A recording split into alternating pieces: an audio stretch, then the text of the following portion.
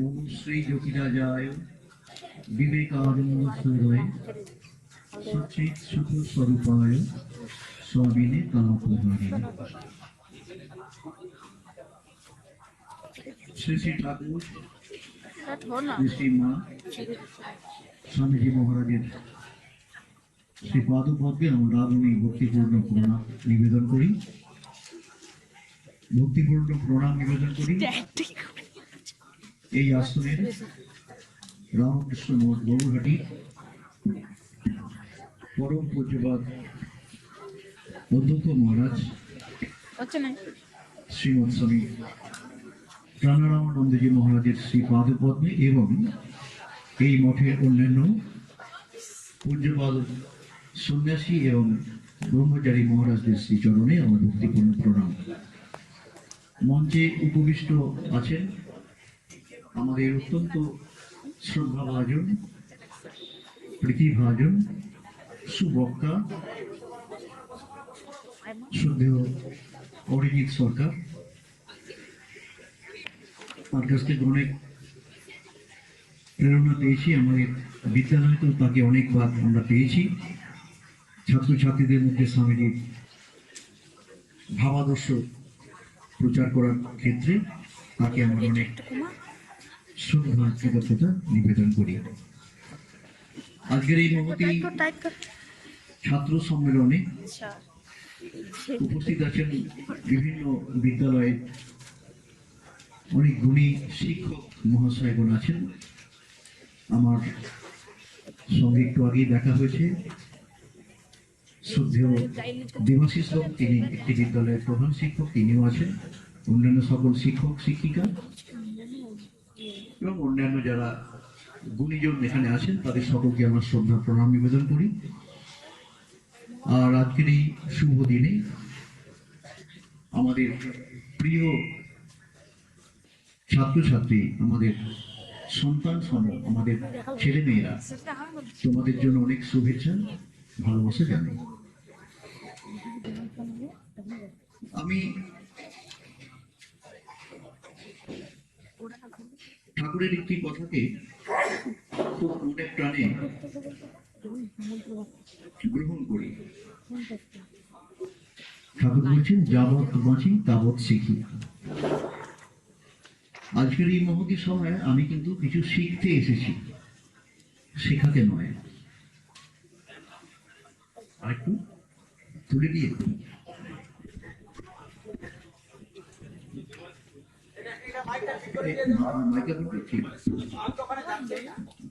আচ্ছা,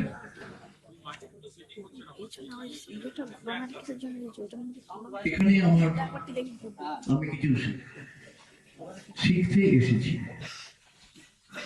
মহারাজ কৃপা করেছেন, তার সঙ্গে স্বামীজির কিছু কথা তোমাদের সঙ্গে আলোচনা করতে এসেছি। আমার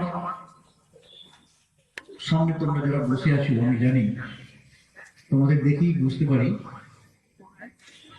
যে তোমাদের এই মুহূর্তে বেশিরভাগ তোমরা আছো নবম শ্রেণী এবং দশম শ্রেণী, তাই তো? আর কিছু নিশ্চয়ই ক্লাস 11 বা স্নাতক স্তর, স্নাতকোত্তরের খুব অল্প কিছু স্টুডেন্ট তোমরা আছো। বেশিরভাগ তোমাদের আমার দেখে মনে হচ্ছে তোমরা ক্লাস 10, 9 বা 10। সুতরাং তোমাদের কাছে খুব ভাবগম্ভীর কোনো বিষয় নিয়ে আলোচনা না করে আমি চেষ্টা করবো তোমাদের যাতে তোমরা বুঝতে পারো সেই ধরনের কিছু বিষয়। মহারাজ যে বিষয় নির্বাচন করেছেন, স্বামীজির আদর্শে শিক্ষাই সমস্ত ব্যাধির মহা ঔষধ। আমাদের অসুখ হলে, শরীরের অসুখ হলে আমরা ডাক্তার বাবুদের কাছে যাই, তাই তো? এবং ডাক্তারবাবুরা যা প্রেসক্রিপশন করে দেন, যেভাবে আমাদের ওষুধ খেতে বলেন, আমরা কিন্তু সেগুলো ঠিকভাবে মেনে চলি, সেইভাবে ওষুধগুলো খাই। খেলে পরে কি হয়, আমাদের অসুখ থেকে আমরা মুক্তি পাই। এবং একবার অসুখ হলে আর যে অসুখ হবে না তা কিন্তু না, আবার অসুখ হবে। আবার অসুখ হলে আবার আমাদের ডাক্তারবাবুর কাছে যেতে হবে, তার কথা মতো আমাদের চলতে হবে। এটা আমাদের শরীরের অসুখের জন্য চিকিৎসকরা আছেন। মহারাজ যে কথা বললেন, তোমাদের কাছে প্রশ্ন করলেন যে আজকের দিনে সব থেকে বেশি অভাব কিসের বলতো? মহারাজ তার বললেন যে মানুষের অভাব। 140 কোটি দেশে 140 কোটি মানুষ আমাদের এই ভারতবর্ষে বাস করে, তবুও মানুষের অভাব বলা হচ্ছে কেন? এই মানুষ প্রকৃতপক্ষে হতে গেলে যে গুণগুলো আমাদের অর্জন করতে হয়, সেই গুণের অনেক অভাব আছে বেশিরভাগ মানুষের মধ্যে। এবং সেটি অভাব কেন হয়েছে না, সেটি আমাদের অসুখ। স্বামীজি আমাদের অনেকগুলো অসুখের কথা বলেছেন। আমরা স্বামীজির কাছে যাব, তার কাছে প্রেসক্রিপশন করার জন্য। স্বামীজি আমাদের কিছু ওষুধ বলে দিয়েছেন, যেগুলো যদি আমরা মেনে চললে আমরা প্রত্যেকেই একজন মানুষ নয়, মানুষ তো আমরা হয়েছি, আমরা প্রত্যেকে দেবতা হয়ে উঠতে পারি। স্বামীজি সেই ওষুধের কথা আমাদের বলে গেছেন। অসুখগুলো কি? অনেক অসুখ আছে, আমি তার থেকে বাছাই করা গুরুত্বপূর্ণ কয়েকটি অসুখের কথা আলোচনা করব। প্রথমত হচ্ছে আমাদের অযুক্তি কুযুক্তিকে মেনে চলা, বিচার বোধটা আমাদের অনেক কম। আমাদের এখন দেখবে সাপে কাটলে এখনো মানুষ ওঝার কাছে যায়, এত প্রচার সত্ত্বেও, বিজ্ঞানের এত অগ্রগতি সত্ত্বেও। এখনো জন্ডিস হলে লোকে গিয়ে মালা পড়ে, জন্ডিস ভালো হয়ে যাবে বলে। এখনো ভূত তাড়ানোর জন্য ওঝা ডাকা হয়। এখনো আমাদের অনেকের হাতেই মাদুলি, তাবিজ, কবচ। বিজ্ঞানের শিক্ষক বিজ্ঞান পড়াচ্ছেন, তার হাতে পাথর দিয়ে আংটি আছে, নানা ধরনের পাথর। অনেক বড় মানুষ বিভিন্ন লেভেলের দেখবে 4টে 8টা আঙুলে আংটিতে ভর্তি হয়ে আছে। অর্থাৎ আমাদের সব থেকে বড় অসুখ, আমরা লেখাপড়া জানি বা না জানি, শিক্ষিত হই বা শিক্ষার আলো থেকে বঞ্চিত হই, উভয়ই আমরা প্রযুক্তির কুসংস্কারের শিকার এখন আছি। তাহলে এটা আমাদের একটা বড় অসুখ। তোমরা একটু মনে রাখবে, কিন্তু আমি তোমাদের প্রশ্ন করবো, প্রথম অসুখটা বড় হলো এটা। এটার জন্য স্বামী যে ওষুধ বলেছেন, আমি পরে সেটাকে ব্যাখ্যায় যাব। সেটা স্বামীজি বলছেন আমাদের জড় বিজ্ঞানকে, পাশ্চাত্য বিজ্ঞানকে আমাদের মেনে চলতে হবে, মানতে হবে। পাশ্চাত্য বিজ্ঞানকে মানতে হবে। বিজ্ঞানের অনেক অগ্রগতি হয়েছে, আজকে বিজ্ঞান আমাদের চাঁদে পৌঁছে দিয়েছে, মঙ্গল গ্রহে আমরা চলে যাচ্ছি। বিজ্ঞান পৃথিবীর কোথায় কি আছে সব কিছুকে নিয়ন্ত্রণ করার চেষ্টা করছে। ঠান্ডা লাগলে গরমের ব্যবস্থা আছে, গরম হলে ঠান্ডা করার ব্যবস্থা হয়েছে। বিজ্ঞানের কত অগ্রগতি হয়েছে, মানুষের গোটা শরীরটার ভিতরে কোথায় কি আছে সমস্ত স্ক্যান করে আমরা দেখতে পাই। বিজ্ঞানের এত অগ্রগতি হয়েছে। এই পাশ্চাত্য বিজ্ঞানকে, জড় বিজ্ঞানকে আমাদের গ্রহণ করতে হবে, স্বামীজি বলেছেন। পাশাপাশি আমাদের আরেকটু শক্তি, আমরা সবকিছু জানি, সবাইকে জানি, গোটা বিশ্বের কোথায় কি হচ্ছে সব জানি। আমরা ইতিহাস পড়ি, আমরা ভূগোল পড়ি, মোগল সাম্রাজ্যের কোন কোন সম্রাট কৃতিত্বের সঙ্গে রাজত্ব করছেন, তাদের নাম মুখস্থ, তাদের বাবার নাম মুখস্থ, মায়ের নাম মুখস্থ, সব জানি। আমরা শুধু জানি না নিজেকে। নিজেকে কি জানি? যেটুকু জানি ভুল জানি। আমরা নিজেকে জানি একটা দেহ হিসেবে। তাই আজকে এত দেহ সর্বস্বতা আমাদের মধ্যে, এত প্রোডাক্ট আমাদের জন্য তৈরি হয়েছে, ফর্সা হলে কালো করে দেবে, চুল পেকে গেলে কোনোমতি যাতে কেউ দেখতে না পায় চুল কালো করে দেবো, গোদরেজ বা আরো অনেক কিছু আছে, চুলে পিছনে সময় দিচ্ছি চুল যাতে না সাদা হয়ে যায়, মানুষ যেন দেখতে না পায়, আমার চুলটা যেন শেষ পর্যন্ত কালো থাকে। কত রকমের আমাদের দেহ সর্বস্বতা, অর্থাৎ আমরা সবাইকে দেখি, শুধু নিজেকে দেখি না। সেই জন্য স্বামীজি বলছে এটা একটা বড় অসুখ, এই নিজেকে জানতে হবে। নিজেকে জানার জন্যই আমাদের ভারতবর্ষের এই নিজেকে জানার বিদ্যা কি? বেদান্ত। আমাদের বেদান্তকে জানতে হবে। আমি পরে প্রত্যেকটি বিষয়ে সংক্ষেপে আলোচনা করব সময়ের মধ্যে। আমাদের বেদান্তকে জানতে হবে। বেদান্ত নিজেকে জানায় আমি কে, আমি যে শুধু এই দেহ নই, সেটা বেদান্ত আমাদের বলে, সেই শিক্ষা দেয়। স্বামীজি বলছেন নিজেকে জানতে হবে। তাহলে একদিকে পাশ্চাত্য বিজ্ঞানকে জানতে হবে, জড় বিজ্ঞানকে জানতে হবে, আমাদের যুক্তিবাদী হতে হবে, আর অন্যদিকে আমাদের বেদান্তকে জানতে হবে নিজেকে চেনার জন্য। গোটা পৃথিবীটাকে চিনবো, তার সঙ্গে নিজেকেও জানবো। আরেকটি অসুখের কথা স্বামীজি বলছেন, সেটি হচ্ছে যে দেখো আমরা এখানে সবাই বসে আছি, সবাই কি শুনছে আমরা মন দিয়ে? হ্যাঁ, অনেকেই শুনছে। অনেকে দেখছে এখানে চট পাচ্ছে, কিভাবে শিশিরবাবু চটটা পাচ্ছেন, অনেকের মন তো দিকে চলে গেছে। ওখানে কিভাবে ক্যামেরা হচ্ছে সেদিকে মন চলে যাচ্ছে।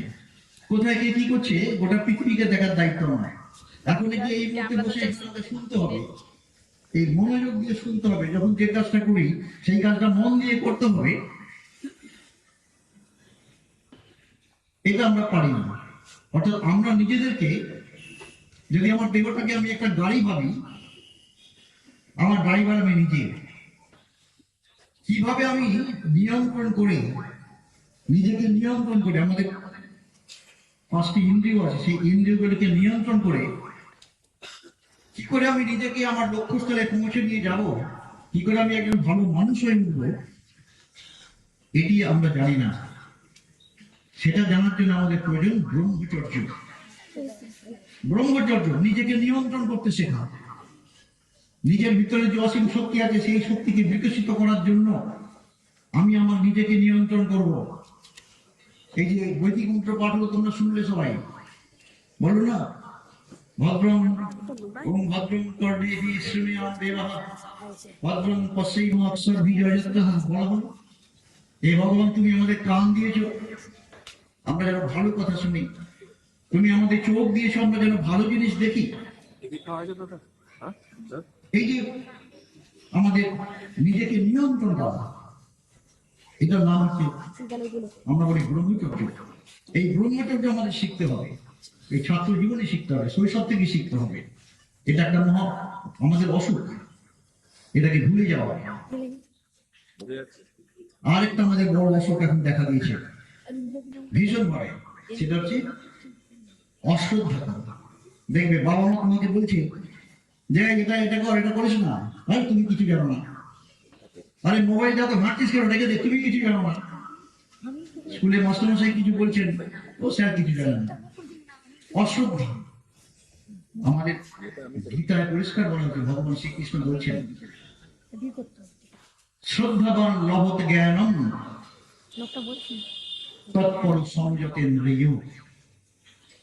আমাদের জ্ঞান অর্জন করতে গেলে, মানুষ হতে গেলে শ্রদ্ধাবান হতে হবে। এই অশ্রদ্ধাটা আমাদের আজকে দিনে বড় অসুখ। কিভাবে আমরা শ্রদ্ধাবান হয়ে উঠব? স্বামীজি সেটা তার জীবন দিয়ে দেখিয়েছেন, শিখিয়েছেন। আমাদের অসুখের ওষুধ স্বামীজি দিয়েছেন। আরেকটি আমাদের বড় অসুখ, সেটি হচ্ছে আত্মপ্রত্যয়ের অভাব, আত্মবিশ্বাসের অভাব, অপরকে অনুকরণ করা। মা আমাকে একদম মেখে মুখে খাইয়ে দিলে তো ভালো হয়, সব এখন রেডিমেড তৈরি হয়ে গেছে না, বেশি রান্না করতে হয় না, শুধু একটু গরম করে নিয়ে জিনিসটা তৈরি হয়ে গেল। প্যাকেটের মধ্যে সব তৈরি করেই রেখেছে। আমরা পরনির্ভরশীল হয়ে গেছি। দেখো, স্বদেশ মন্ত্র পাঠ করা হয়েছে, এই পরানুবাদ, এই পরানুকরণ, এই দাস সুলভ দুর্বলতা, এই মাত্র সম্বলে তুমি উচ্চাধিকার লাভ করিবে। পরানুবাদ, পরানুকরণ, পরমুখাপেক্ষা, অপরের দিকে তাকিয়ে থাকা। আমাদের ছেলেমেয়েরা, তোমরা স্কুলে আসছো, তোমরা আজকে যখন এখানে এসেছো, বাড়িতে যখন এখানে এসে কি করলে? এখানে টিফিন করলে, টিফিন করার পর নিজের পাতাটি নিজে তুলে নিয়ে গিয়ে ডাস্টবিনে ফেললে। বাড়িতে কি করো? খেয়ে উঠে চলে যাও, থালাটি মা ধোবে। আমাদের রামকৃষ্ণ মিশনের ছাত্ররা নিজের থালা নিজে ধোয়, নিজের জামা কাপড় নিজের কাছে। তোমরা বাড়িতে কি করো? কজন তোমরা নিজেদের জামা কাপড় নিজেরা কাছো? তুলে ফেলে দাও, মা কেচে দেবে। পরমুখাপেক্ষা, অপরের উপর নির্ভরশীলতা। নিজে আমরা নিজের পায়ে দাঁড়াতে শিখি না, অপরকে অনুকরণ করি, অন্ধ অনুকরণ করি। ওই আফ্রিকার কোন ভালো প্লেয়ার চুলে ছাড় দিয়েছে, নিজেগুলো সব কেটে দিয়েছে, ওপরে চারটে ঝুলছে, তিনটে রং। আমাদের সব ছাত্ররা ওটাকে অনুকরণ করছে। ও যে খেলছে ভালো, সেটাকে অনুকরণ করে না। ওর মাথার চুলের ছাড়টা একতলা, দোতলা, তিনতলা করে তারপরে তিনটে রং ব্যবহার করেছে, সেটাকে আমাদের ছেলেরা অনুকরণ করছে। এই পরানুকরণ, এটা হচ্ছে আমাদের সব থেকে মহা রোগ, বড় অসুখ, মানুষ হওয়ার পথে বড় বাধা। তাই স্বদেশ মন্ত্র, এটাকে আমরা মন্ত্র বলছি। স্বামীজি কথা আমাদের অনেক আগে ওষুধ দিয়ে গেছেন। স্বামীজি বলছেন এসব নিয়ে, এই পরানুবাদ, পরানুকরণ, পরমুখাপেক্ষা, এই দাসসুলভ দুর্বলতা, দাসত্ব করার মনোভাব আমাদের, এই নিয়ে কখনো বড় হওয়া যায় না, ভিতরের শক্তিকে জাগরিত করা যায় না। তাই স্বামীজি এই কটি অনেক অসুখের কথা স্বামীজি বলেছেন। আমি আজকে সংক্ষিপ্ত সময়ের মধ্যে এই কটি অসুখ, যেগুলো আমাদের মানুষ হওয়ার পথে সব থেকে বড় বাধা, সেগুলো সম্পর্কে স্বামীজি আমাদের কি করতে বলেছেন, কি ওষুধ দিয়েছেন, সেটা আলোচনা করব। এবং সেই আলোচনাটা তখনই সার্থকতা লাভ করবে,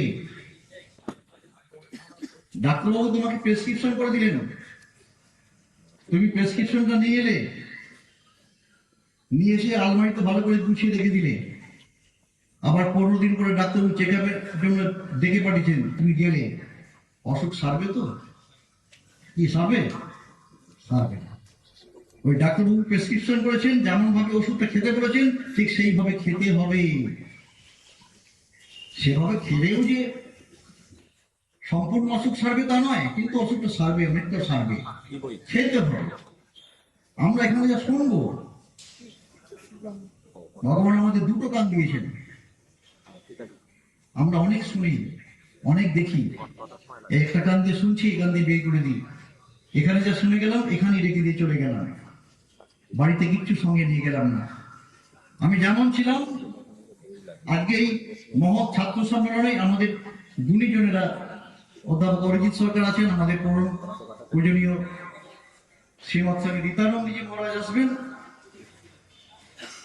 তারা যে কথাগুলো বলবেন, সেগুলো যদি শুধু আমরা শোনার মধ্যে আবদ্ধ থাকি, যদি সেটাকে নিজের জীবনে প্রয়োগ না করি, তাহলে পরম পূজনীয় মহারাজ, অধ্যক্ষ মহারাজ যেটা বললেন, সব থেকে বেশি অভাব মানুষের, সেই মানুষের অভাব চিরকাল থেকে যাবে।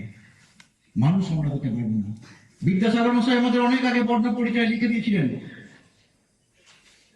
গোপালের চরিত্র, রাখালের চরিত্র মনে আছে? বর্ণ পরিচয়। গোপাল কেমন ছেলে?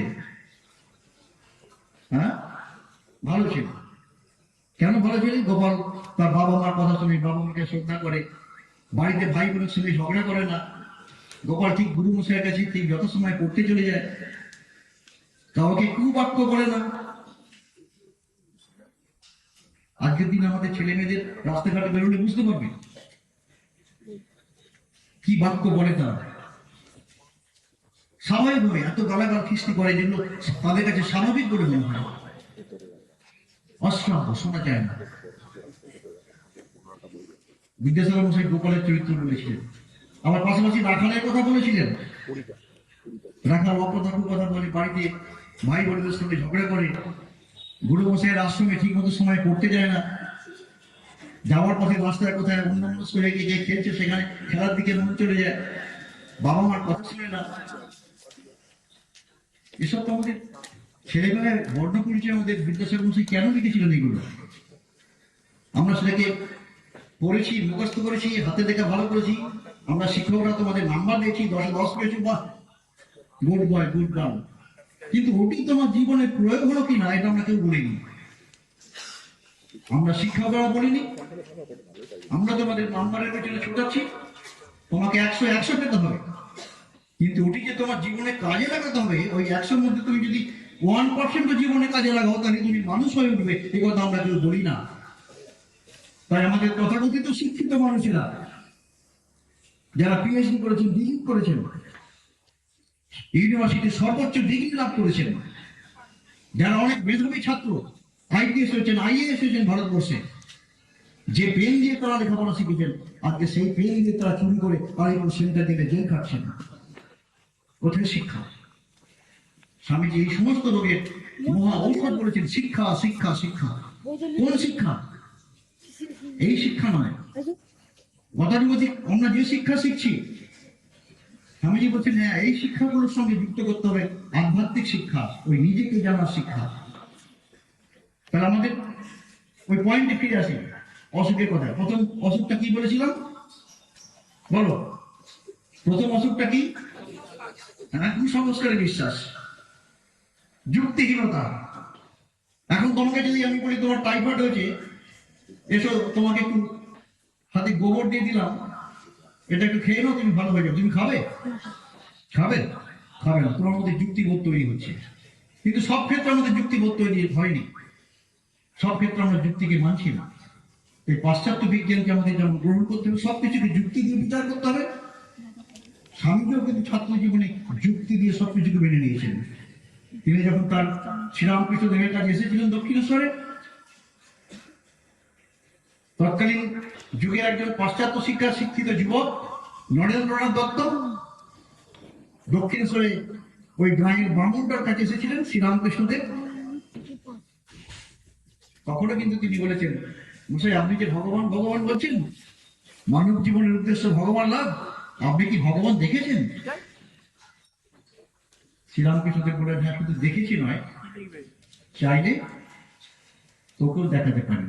ওই চাইলে, আমরা চাইছি কিনা, আমি ভগবান দেখতে চাইছি কিনা, এটা আগে দেখতে হবে। যুক্তি দিয়ে কোনো স্বামীজি কিন্তু বিচার করছে সবকিছু, কোন অযৌক্তিক কথাকে তিনি মেনে নেননি জীবনে। আমাদের যুক্তিবাদী হতে হবে, আর তার সঙ্গে ওই বেদান্তকে জানতে হবে। বেদান্ত মানে কি? তাহলে নিজেকে জানা।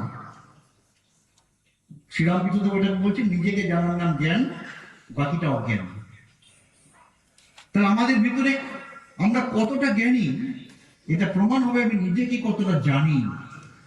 আমরা নিজে কি? আমাদের শাস্ত্র বলছে, স্বামীজি বলছেন, ওই যে বলছেন উত্থিষ্ঠত জাগ্রত, ওঠো, জাগো, কারণ তোমার ভিতরে ডিভিনিটি আছে। আমাদের প্রত্যেকের ভিতরে ডিভিনিটি আছে, দেবত্ব আছে। আমরা এই 3.5 হাত দেহ বিশিষ্ট একজন মানুষ নই। এটাই আমাদের শুধু পরিচয় নয়, বাইরের রূপটা আমাদের রূপ, আসল রূপ নয়। আমাদের আসল রূপ আর গুণ লুকিয়ে আছে ভিতরে। আমরা প্রত্যেকে দেবতা স্বরূপ। সুন্দর একটা উদাহরণ দেওয়া যায় এখানে। তুমি নাম শুনেছো? মাইকেল অ্যাঞ্জেলোর নাম শুনেছো? নিশ্চয় শুনেছো, ইতিহাস যারা পড়েছো। বিখ্যাত ভাস্কর, তিনি ওই পাথরকে দেখে যে মূর্তি তৈরি করেন, একটা মূর্তি তিনি দীর্ঘদিন ধরে কেটে কেটে কেটে কেটে মূর্তি তৈরি করলেন। আর ওই রাস্তা দিয়ে যারা যায়, তারা দাঁড়িয়ে দাঁড়িয়ে প্রত্যেকদিন দেখেন। যেদিন মূর্তিটা সম্পূর্ণ হলো, সেই যারা প্রতিদিন দেখে দেখে যাচ্ছেন, তারা বিস্ময়ে হতো যে এত সুন্দর মূর্তি তিনি তৈরি করলেন। মাইকেল অ্যাঞ্জেলোকে প্রশ্ন করলেন তারা, যে স্যার আপনি কি করে তৈরি করলেন এত সুন্দর মূর্তিটা? মাইকেল অ্যাঞ্জেলো অসাধারণ একটা উত্তর দিলেন। তিনি বললেন যে না, আমি তৈরি করিনি। আমরা কি বলতাম, আজই শিখতে হয়েছে, অহংকার। মাইকেল অ্যাঞ্জেলো, না, আমি তৈরি করিনি, তোমরা ভুল করছো। মূর্তিটা ওই পাথরের মধ্যেই ছিল। মানুষ বলছেন, তাহলে আপনি কি করলেন? আমি শুধুমাত্র ওর অপ্রয়োজনীয় অংশগুলোকে কেটে কেটে কেটে কেটে বাদ দিয়েছি। তাতেই মূর্তিটা ভিতর থেকে বেরিয়ে এসেছে। আমাদের ওই ভিতরে দেবত্ব আছে, আমাদের শাস্ত্র বলছে, স্বামীজি বলছেন, এবং স্বামীজি বলছেন শুধু নয়, স্বামীজি নিজে দেবতা হয়ে উঠলেন। কি করে হয়ে উঠলেন? ওই বাধাগুলোকে, অপ্রয়োজনীয় জিনিসগুলোকে বাদ দিতে হবে। কোনটা প্রয়োজন আর কোনটা অপ্রয়োজন এটাকে আমরা বুঝতে হবে। সবার হাতে মোবাইল এসে গেছে, অ্যান্ড্রয়েড মোবাইল। ভালো আছে, মোবাইলে অনেক কিছু শেখার আছে, মোবাইল ছাড়া আজকে চলবে না। এই টেকনোলজিকে আমাদের গ্রহণ করতে হবে। স্বামী বলেছেন পাশ্চাত্য বিজ্ঞানকে আমাদের গ্রহণ করতে হবে, নিশ্চিত গ্রহণ করতে হবে, কিন্তু ওর সঙ্গে তুমি যুক্তি কি মেলাও? তুমি মোবাইলটাকে কোন কাজে লাগাচ্ছ? তুমি কি ভালোর জন্য, ভালো তথ্য নেওয়ার জন্য সংগ্রহ করছো, নাকি তুমি মোবাইলের পিছনে সারাদিনে 17 ঘন্টা সময় দিয়ে দিলে, বাজে খরচ করলে? এটা আমাদের বিচার করতে হবে। তুমি পড়তে বসেছ, মোবাইলটা পাশে রেখে দিয়েছ, মোবাইলে যে ধর্ম মাঝে মাঝে ওখানে বিভিন্ন রকমের SMS ঢুকছে, টুংটাং শব্দ করছে, তুমি পড়তে পড়তে মনটা তোমার ওদিকে চলে গেল। দেখলে কি এসেছে, দেখি কিছুই নয়, কোনো প্রয়োজনীয় জিনিস নয়, কিন্তু ইতিমধ্যে তোমার মনটা ওখানে 30 সেকেন্ডের জন্য ডাইভার্টেড হয়ে গেল, মনোসংযোগটাকে নষ্ট করে দিল। তাহলে আমাদের এই বেদান্তকে জানা, নিজেকে জানা, আমার দেবত্বকে বিকশিত করতে গেলে আমাকে সংযমী হতে হবে। সংযমী ব্রহ্মচর্য, পঞ্চ ইন্দ্রিয়, চক্ষু, কর্ণ, নাসিকা, জিহ্বা, ত্বক। এখানে বিশাল আলোচনা করার সুযোগ নেই, সময় হয়ে আসছে। আমি একটা উদাহরণ দেবো, প্রকৃতির সঙ্গে শিক্ষা নিতে পারি আমরা। প্রকৃতি থেকে একটা শিক্ষা নিতে পারি। কিভাবে? পশুরা একটা ইন্দ্রিয়কে জয় করতে পারে না বলে তাদের মৃত্যু ঘটে, আর আমাদের তো 5টা ইন্দ্রিয়কে জয় করতে হবে। তোমরা কুরঙ্গ দেখেছো? কুরঙ্গ দেখোনি? হ্যাঁ দেখেছো। কুরঙ্গ কি? হরিণ। হরিণ দেখেছো? দেখেছো তো? হরিণ একটা, যারা হরিণ শিকার করে, সেই হরিণের শিকারীরা কি করে জানো? এক ধরনের শব্দ, আওয়াজ দেয়। হরিণ ওই শব্দটাকে ভীষণ পছন্দ করে। ওই শব্দ কানে গেলে হরিণ দিক বিদিক শূন্য হয়ে যায়, জগৎ ভুলে যায়, হরিণ তখন পাগলের মতো হয়ে যায়। সেই সুযোগে শিকারী গিয়ে তাকে শিকার করে নেয়। একটা ইন্দ্রিয়কে হরিণ নিয়ন্ত্রণ করতে না পারার জন্য হরিণের মৃত্যু ঘটে। মাতঙ্গ দেখেছো তোমরা? মাতঙ্গ, হ্যাঁ, কি সেই ছোট ছোট রকম না চেহারা? মাতঙ্গের ছোট্ট চেহারা তো, তবে কি হাতি বিশাল বড় চেহারা। এত বড় একটা হাতিকে শিকারীরা হাতে করে ধরে জানো? বনে যারা শিকার করে হাতি, তারা একটা মেয়ে হাতিকে ট্রেনিং দেয়। সেই মেয়ে হাতিটা গিয়ে ওই জঙ্গলে গিয়ে অন্য হাতিটার গায়ে সুর দিয়ে একটু স্পর্শ করে। ওই স্পর্শ ইন্দ্রিয়, ওই সুরের স্পর্শে ওই হাতিটি তখন জগৎ ভুলে যায়। সেই সুযোগে শিকারি গিয়ে ওই হাতির পায়ে চেনটা পরিয়ে দিয়ে তাকে শিকার করে নেয়। তোমরা পতঙ্গ দেখেছো? পতঙ্গ রূপের পেছনে ছুটে, রূপ কন্ট্রোল করতে পারে না, নিজেকে নিয়ন্ত্রণ করতে পারে না। আগুন জ্বলছে, পতঙ্গ ছুটে আসছে ওই রূপের জন্য। শেষ পর্যন্ত কি হয়? পতঙ্গ আগুনে গিয়ে পুড়ে মরে। কি হলো? কুরঙ্গ বলো, মাতঙ্গ, পতঙ্গ। তোমরা মাছ ধরা দেখেছো? ছিপে করে মাছ ধরা গ্রামে। কোন মাছগুলো ছিপে বেশি খায়? যারা লোভী হয়। কাতলা মাছের টোপ দেখবে শিকারীরা খুব সুন্দর করে তৈরি করে। মাছ ধরলো, সেই টোপে খাবার লোভে মাছ এসে ধরলো, ব্যাস মাছ মরে গেল, শিকারীর হাতে চলে গেল। লোভ, খাবার লোভ। আর হচ্ছে শেষে বলবো ভৃঙ্গা। ভৃঙ্গা হচ্ছে কি? ভ্রমর। পদ্ম ফুলে দেখবে ভ্রমর ওই পদ্ম ফুলে গিয়ে বসে পদ্মের গন্ধ নেবার জন্য। ভ্রমর গিয়ে বসলো, ওই গন্ধে সে মাতাল হয়ে গেল, তার খেয়াল নেই যে সূর্য অস্ত যাচ্ছে, এবার তাকে উড়ে যেতে হবে। জ্ঞান নেই, পৃথিবী ভুলে গেছে, জগৎ ভুলে গেছে। তোমরা যেমন মোবাইলটা পেয়ে গিয়ে জগৎ ভুলে যাও, পড়াশোনা ভুলে যাও। বাবা মা কি বলছে, খেতে বসে কি খাচ্ছ জানো না, খেয়ে যাচ্ছ, কিন্তু চোখটা আছে মোবাইলের দিকে। কি খেলে তুমি জানো না নিজে। চিবালে না, হজম হলো না, বদ হজম হলো। ওই ভৃঙ্গা ভুলে গেল যে তাকে এবার উড়ে যেতে হবে। সূর্য অস্ত গেলে কি হয়, আস্তে আস্তে পদ্ম তার পাপড়িগুলোকে এরকম করে আবার সংকুচিত করে। এই যেই পাপড়িগুলো সংকুচিত করলো, ভিতরে কে বসে আছে? ভৃঙ্গা, ভ্রমর। ভ্রমর ওখানে চাপা পড়ে গেল, ভ্রমরের মৃত্যু ঘটে গেল। তাহলে এই সমস্ত জীবজন্তু একটা করে ইন্দ্রিয়কে তারা নিয়ন্ত্রণ করতে না পারার জন্য তারা মৃত্যু মুখে চলে যাচ্ছে। আর মানুষকে ভগবান অসীম শক্তি দিয়েছেন, 5টা ইন্দ্রিয় দিয়েছেন, পৃথিবীর সর্বশ্রেষ্ঠ জীব করে পাঠিয়েছেন। আমরা নিজেরা একজন দেবতা হয়ে উঠতে পারি যদি আমরা এগুলোকে নিয়ন্ত্রণ করতে না পারি। যদি আমরা বেপরোয়া হিসেব খেয়ে যাই, জীবের কন্ট্রোল নেই, কি হবে? একটা সময় ডাক্তারবাবু বলে দিন অনেক পাবে, 500 সুগার, ফাস্টিংয়ে সর্বনাশ, এইগুলো খাওয়া যাবে না, যেগুলো জীবনে দারুণ খেয়েছেন। হ্যাঁ, বিনা পয়সায় 20 পর্যন্ত খেয়ে হজম করে ফেলেছে। আমন্ত্রণ বাড়িতে গেছে, নিমন্ত্রণ বাড়িতে, এত বড় রসগোল্লা আসছে, লোবার সামনে গেল, অনেকটা হয়ে যায়, এখানে এসে গেছে, তখন যদি ঠিক আছে আর একটা হয়ে বিনা পয়সায় পাচ্ছি। আর যখন হয়ে গেল 500 সুগার, ওখানে রসগোল্লা আসছে, দূর থেকে আমাকে না, আমাকে না, মানে কত দেয়।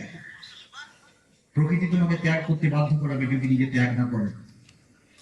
রেডিমিট এটা একদম না। আগে খাসি মাংস যারা হতো না, শ্বশুর বাড়ি গেলে খাসি মরবেই, খাসির মাংস যারা হতো না, এখন রেডিমিট আসতে দেখে আমাকে নয়, আমাকে নয়, 500 জনকে দেখে দেয়, ওকে দিন। লোক শুধু জীবন এটুকু কাজ নয়, এই যে বাক্য বললাম, কথা বলা, এই জীবনে সুন্দর কথা বলতে পারি, সুন্দর কথা বলে আমরা নিজেকে সকলের কাছে প্রিয় করে তুলতে পারি। আবার এই মুখ দিয়ে, এই জিহ্বা দিয়ে এমন কথা বললাম সকলের কাছে অপ্রিয় হয়ে যেতে পারে। এই কথার জন্য অনেক আমাদের ছেলেমেয়েরা দেখবে, বাবা এরকম বললো, মা আমাকে এরকম বললো, এই ভাষা বললো, রাগে গিয়ে, অভিমানে গিয়ে সুইসাইড করে ফেলে। নিয়ন্ত্রণ করতে হবে জীবটাকে, 5টা ইন্দ্রিয়কে আমাদের নিয়ন্ত্রণ করতে হবে। ওই বৈদিক মন্ত্র শুধু পাঠ করে মুখস্থ করতে শিখেছি, পাঠ করছি, এই শুধু শুধু পাঠ করলে হবে না। ভদ্রম কি জানো প্রথমে, ভদ্রম করণে বিষ্ণুয়াম দেবানা ভদ্রম পশ্চিম অক্ষর বিজয় যাত্রা, এই যে বলছি, এগুলো যেন আমরা নিজেদের জীবনে প্রয়োগ করি।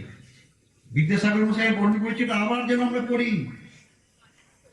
যিনি আইপিএস হয়েছেন, আইএস হয়েছেন, আলিপুর সেন্ট্রাল জেলা আছেন চুরির দায়ে, তিনিও ওই বর্ণনা করেছেন, রাখালের গল্পটা করেছিলেন। যেখানে মাসি ভুবনের গল্পটা করেছিলেন। ভুবন ছাত্র জীবন থেকে চুরি করতে শিখেছিল, এর পেন তার খাতা বাড়িতে নিয়ে চলে যেত, তারপরে তার বেগুন চুরি, পটল চুরি করে আনতো। মাসি দেখতো, মাসি কখনো ভুবনকে বারণ করেনি, প্রশ্রয় দিত।